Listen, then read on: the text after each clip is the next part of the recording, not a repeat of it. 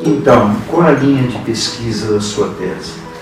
Bom, eu sigo uma linha que é chamada de cultura visual, que é uma proposta de estudos que começa nos anos 80 e que faz algumas provocações em relação à história da arte e à imagem. Então, como é que a gente vai construindo alguns estereótipos de imagens. E aí traz um pouco do pós-estruturalismo, traz um pouco da ideia da escola de Frankfurt, que basicamente é o quê? É tentar desconstruir alguns totens que a história da arte veio construindo. Então, por exemplo, essa coisa de alta cultura e baixa cultura. Né? Então, a arte que está no museu, ela é louvável, e a arte que está fora do museu, ela é questionável, porque ela não atende alguns totens, né, de valoração, enfim.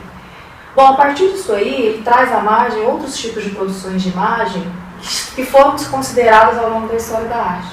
Como, por exemplo, a moda, o grafite, os quadrinhos, o cinema, a fotografia. Então, a cultura visual acaba dando liberdade para se pensar outras produções de imagens que não a própria história da arte. E que alguns autores, por exemplo, como Hans Belting, vai falar que o fim da história da arte ou o fim da história da pintura, porque tem um excesso de imagens de quadros, pouca escultura, mas o resto não aparece. Né, e questiona também questão de gênero, né, por exemplo, a gente tem, vocês poderiam me falar vários artistas homens renascentistas, mas me fala o nome de uma artista mulher renascentista. São poucas, e as que tinham coragem de assinar o nome real, e muitas davam pseudônimos masculinos, então isso é um questionamento. Ou a gente pensar a produção de imagens no Oriente, né, que a gente tem uma versão ocidental, eurocêntrica, patriarcal. Então pensar como é que eram as produções de imagens na África, na Ásia, né, que são outros repertórios. E aí quando a gente fala em repertório, a gente entra em escopo visual. Então a gente produz imagens a partir da nossa cultura, dos nossos locais de inserção. Então quando eu fotografo, fotografar é um ato essencialmente cultural. Porque quando eu enquadro, eu escolho o que entra e o que não entra numa imagem. Então é uma escolha minha particular. Então eu estou omitindo ou revelando o que eu quero. Então cada um faz isso, necessariamente. E aí quando a gente pensa para a internet, então produções de imagem, por exemplo a selfie, né, que eu tenho um ângulo, eu vou escolher qual eu vou melhorando. Então me interessa, trazendo essa coisa da cultura visual, é pensar como é que é a nossa prática cultural de produção de imagens hoje. Né? Se a gente for pensar no nosso banco de dados de imagem, daqui a uns 30, 20 anos, quem fosse estudar, né, década de 15 do século XXI, o que significa esse tanto de imagens, esse excesso de cotidiano, né, de check-ins, né, não existe vida privada, existe vida pública, né, ou seja, estou aqui na psicanálise, check-in, todo mundo no Facebook pode estar sabendo, saio daqui e fui para um restaurante, fotografei meu prato, né, então vai acontecendo, a gente vai filtrando as imagens que a gente quer que conte sobre a gente, né. Como é que é para você esse filtro de imagem, quando na realidade, no teu caso, enquanto médica trabalhando com pacientes frequentemente em situação de risco, essas escolhas às quais ela se refere, diante das quais nós temos todo um peso de variáveis que vão construindo as nossas posições, e muitas vezes você é obrigada a escolher através da imagem do paciente, mas essa imagem composta para você entre a vida e a morte, quer dizer, quem é que vai merecer ou exigir mais atenção, como é para você, particularmente para você mesmo, né, como médico? No Sistema Único de Saúde a gente realmente se depara com isso no dia a dia, assim, de ter que escolher o paciente que está mais grave para dar assistência adequada, porque realmente não tem como atender a todos. Então, isso para mim talvez seja a parte mais desgastante da medicina, né? Ter que escolher o mais grave para conseguir dar assistência adequada. E só de curiosidade, como é que fica a sua autoimagem num momento como este? É um momento quase de onipotência, não é? É um Sim. momento que você se imbui de uma condição, como ela estava dizendo, quando é obrigada a escolher a imagem, o fotógrafo, no seu caso, é escolher entre viver e morrer, ou mesmo quando não é tão radical, mas entre dar mais alívio, mais atenção, menos atenção, né? Quer dizer, como é que fica isso dentro de você? É uma majestade extraordinária que você recebe da sociedade, do poder, sim, da cultura, né? Sim. Está na sua mão, no seu bisturi ali, um poder extraordinário. Sim. Enfim, eu ainda não sou muito bem resolvida com essa questão, assim, porque para mim é muito difícil mesmo isso, ter que fazer essa escolha. Então, é mais ou menos como acontece nas medidas de catástrofes. Tem uma catástrofe e o hospital vai trabalhar tentando ajudar essa catástrofe, a gente vai priorizar os pacientes que têm mais chance de viver. Então, acaba que é sempre baseado no prognóstico do paciente. Então, acaba se priorizando pacientes que não tenham doenças terminais, pacientes mais jovens. É meio cruel, mas infelizmente é uma forma, talvez, um pouco mais justa que a gente tem. Mas é muito ruim essa posição, não é uma coisa que me agrada. Agora, só de curiosidade, se existe um material que volta e meia surge nas nossas discussões e que eu acho que é uma visão pouco conhecida da sociedade. E eu não acho que é só no Brasil, não. Eu comentei com você sobre o Cronin, o Arquibaldi Joseph Cronin. Joseph Cronin é um escritor inglês, né? De muitas décadas atrás. Quer dizer, na realidade, isto é um pouco da própria história da medicina e dessa realidade. Mas nós já conversamos aqui sobre a admiração extraordinária que você tem pela dedicação em termos de sacerdócio, o respeito pela imagem do corpo, né? O que se poderia dizer a esse respeito? Quer dizer, sua perplexidade, respeito, admiração por essa máquina extraordinária que é o corpo. Qual é essa imagem para você que trabalha normalmente com a doença e com o desgaste desse corpo, né? Sim. Eu estava comentando com o Dr. Jacó que quando eu tive que fazer o vestibular, ela me perguntou o que eu queria fazer e eu falei, ou moda ou medicina. E aí a minha mãe trabalha com moda, né? Então ela falou, não, faz medicina. E eu tentei, acabou dando certo. E eu sempre fiquei tentando achar um motivo por que eu tinha escolhido. E acho que é dentro da terapia mesmo que eu acabei descobrindo que eu realmente sou uma fascinada pelo ser humano, assim. Então é incrível de ter esse conhecimento e realmente não existe nada mais fantástico que o corpo humano, porque é uma coisa incrível, trabalha todo em simbiose, é todo perfeito e a respiração acontece, enfim, quando o coração tem que bater e tal, e é muito perfeito. Você estava sorrindo, incrível. Me parece, com muita aprovação ao ouvir, né? Por quê? É que eu comecei a ter ligações assim, com essa coisa do corpo, porque em teorias da moda é muito recorrente a gente entender a roupa como uma extensão do corpo. Né? Então, a coisa mais próxima que a gente pode ter no corpo seria a roupa. Porque é uma perspectiva que eu gosto de trabalhar de moda não como consumo, mas como prática social e cultural. Sim. Então, e aí a roupa ela consegue também pensar esse corpo. Sim. Inclusive tem várias agora indicações de moda que estão trabalhando com a moda de acessibilidade. Então, é de criar volumes, de repente, nesse corpo onde não existe, de repente, uma mama, ou de repente criar roupas que sejam acessíveis para cadeirantes, mas que tenham design, que não seja só uma roupa funcional. Então, assim, talvez inconscientemente, não sabemos que se for inconsciente a gente não vai saber, mas talvez você se interessaria de fato pelo corpo, né? Mas talvez não, né? Essa prática corporal, né? Da moda, mas a prática, né? De entender, né, os processos desse corpo. E claro que eu entendo também, a moda é totalmente sinestésico, quer dizer, você escolhe uma roupa porque te lembra um cheiro, porque te lembra uma música, te lembra uma pessoa, nem vou entrar em questões de gosto, bom gosto, porque não é isso. Né? São construções, são relações muito íntimas no seu corpo, né? Porque você escolhe para colocar e aparecer socialmente, né? Que aí também tem outras questões que têm a ver com pudores, né? Com outras normas Mas essencialmente é uma relação pessoal com o corpo, né? Então é criar para o corpo dos outros. Mas eu queria que as pessoas entendessem isso sobre a moda. Porque é uma ideia que eu dissemino na universidade, inclusive. Eu amo moda, assim, é muito claro para mim. Poucas coisas me trazem tanto prazer como ler sobre moda, enfim.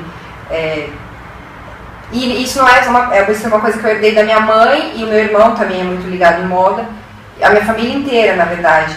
E eu queria que as pessoas entendessem a moda mais como isso. Porque E assim, no Brasil especialmente, que as pessoas não são muito ligadas a isso, às vezes, enfim, elas encaram o seu bom gosto, e às vezes as pessoas acham que é uma prática fútil. É uma prática fútil, e não é. Só que é difícil vocês fazerem entender, e isso que você falou é muito verdadeiro, assim, eu acho. Eu tenho pra mim, que eu tenho que aprofundar historicamente, que essa tradição do não consumo vem desde o século XVIII com a Maria Antonieta. Sim. Que a partir do momento que ela é guilhotinada, quem ousasse a se vestir de forma muito suntuosa ia pra guilhotina. Então eu acho que desde lá vem se criando esse ato, e aí vai pra Europa até chegar aqui, né, essa coisa da moda como um consumo fútil, né? Que não é isso. E aí no Brasil acaba tendo primeiras escolas técnicas que são focadas o quê? Para a indústria, consumo, né? Que as primeiras escolas que vão surgir com pensamento filosófico na década de 80, pelo menos aqui no Brasil, se não me engano na Santa Marcelina, superior graduação, bacharel. Então, aí durante, olha só como é recente, né? Há 30 anos atrás, moda era para atender uma produção industrial, não era para pensar a filosofia do corpo. Né, que é um termo super recorrente na moda, porque filosofia, questões de gênero e outras práticas culturais, a própria africanidade, enfim, e outros tipos de relações simbólicas que a gente cria. Né? Esses dias eu vi uma frase no Facebook da vida que dizia assim: nada quer dizer nada, tudo é universo simbólico, e de fato é. Tem uma frase, né, eu acho que vocês conhecem, que me parece muito significativo em cima dessa discussão, que é do Oscar Wilde. Ele diz assim: só as pessoas superficiais não prestam atenção à aparência. E a aparência aí é no sentido mais profundo, né? Não por acaso, uma das primeiras afirmações mais solenes e majestáticas da Bíblia é: o homem foi feito à imagem e semelhança de Deus. Quer dizer, essa preocupação, que não está escrito, o homem foi feito segundo o critério do conteúdo divino. Quer dizer, é bem ressaltado, né? Semelhança e imagem. Né? Eu me interesso por produção de imagens contemporâneas que são postadas na internet. Porque eu entendo que o contexto, né, da Web 2.0 é essa característica do usuário ser provedor também de conteúdo. Então, ainda não existem regras, qualquer um pode postar o que quiser. O máximo que um Facebook pode fazer é retirar do ar e achar que tem um conteúdo em prol. Bom, a partir disso, como eu sou designer de moda, me interessam as imagens de moda. Né? Então, as pessoas, me parecem, em moda, elas estão contando histórias a partir de imagens. Então, elas estão criando narrativas visuais. E isso coincide com a produção da selfie, né, da prática cultural da selfie, né, que chega a ponto de entrar para o dicionário de Oxford. Então, me interessam essas imagens porque eu acho que elas contam um pouco da cultura contemporânea. Assim como você pega imagens de uma década de 20, de 30, e você consegue tecer possíveis práticas culturais daquele período, a gente também pode pensar nas nossas práticas a partir das imagens contemporâneas. É claro que eu estou fazendo um estudo durante o fenômeno, eu não estou fazendo um estudo pós-fenômeno, que certamente é uma tese que pós-fenômeno, daqui a uns 15 anos, eu posso ter outra opinião a respeito do que eu vou ter. Mas o próprio fato, né, de praticamente ser instantâneo e simultâneo que você faz, empresta um vigor singular. Você que, de alguma maneira, tem trabalhado durante tantos anos com essa ferramenta, como é que você ouve essa colocação que ela faz? Como você sente? Esse é um princípio extremamente moderno, né? Quer dizer, essa coisa do colaborativo, do participativo, que é o que se predispõe à internet, né, de você criar plataformas, mas sem a ambição de você ser o gerador de conteúdo, mas que a própria comunidade seja a geradora de conteúdo, né? Isso daí é uma tendência atual. Quanto a essa questão do selfie, dos blogs, do selfie, isso tudo no seu mercado é um negócio impressionante, né? O que tem se explorado nesse sentido, né? Então, hoje você vê meninas que saem do anonimato para virarem superstars, a ponto da L'Oréal mandar um avião buscar onde ela estiver para um evento que vai ter em São Paulo, né? O que ela tem? Ela tem um blog com mais de milhões de seguidores, né? Então, e que basicamente é alimentado por selfies, né? Só de curiosidade, você que trabalha num dos segmentos mais dramáticos da condição humana, que é o hospital, que é a medicina. Você vê a possibilidade, a curto prazo, médio e longo prazo a gente sabe que é inevitável, mas a curto prazo, de que isso de alguma maneira agilize esse trato com o corpo, com a saúde? Então, é muito complicado falar em rede social e medicina. Até mesmo tá falando do selfie, nesse dia eu estava passando visita no Instituto do Câncer, e aí a gente entrou no quarto, o paciente estava fazendo um selfie. E aquilo parece muito inadequado pra gente. Então, é muito complicado. Mas sim, eu acho que fazendo um link entre internet e medicina, é óbvio, a medicina inteira foi mudada por conta da internet. Hoje em dia a gente não estuda mais por livro, a gente estuda por publicações que são artigos que são publicados diariamente. E isso se difunde de uma forma que assim, mudou simplesmente a história da medicina. Esse encontro Gustavo, que de certa maneira é um encontro discutindo questões de imagem, né? Como é que ele repercute dentro de você que, de alguma forma, durante tanto tempo e agora, mais do que nunca, né, está empenhado e engajado nesse processo em termos de sistemas brasileiros? Acho que uma das ansiedades que eu tenho, eu imagino que essa seja uma preocupação no seu trabalho, ou nesse exemplo que o professor Jacó acabou de citar.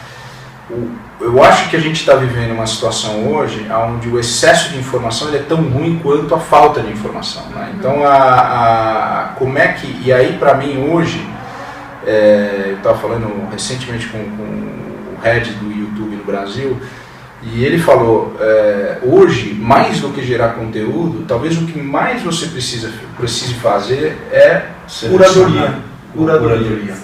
Então é você pegar um mundo de informação que está sendo jogada lá e digerir isso para aquela comunidade que você quer tocar, que você quer endereçar. Na moda, então, é um negócio... Mas na medicina também. Na medicina também. Então, como é que você cria essa relevância? E eu costumo brincar que essas comunidades, onde você se conecta por alguma afinidade com a comunidade, com as pessoas que participam da comunidade, esse é o fim do Google. Porque hoje, se você está precisando de alguma informação, um médico nos Jardins ou num determinado bairro em São Paulo, você digita lá a especialidade do médico no Google e ele te dá uma lista de médicos que tem naquele bairro. Mas essa a informação instantânea e precisa. Mas mais importante do que isso é quem você me indica. Mas não é qualitativo, né? Exatamente. Total. Então, o fim do Google, né, ou se é que pode existir isso, ele vem justamente dessas comunidades que estão se formando para digerir esse conteúdo maciço de informação.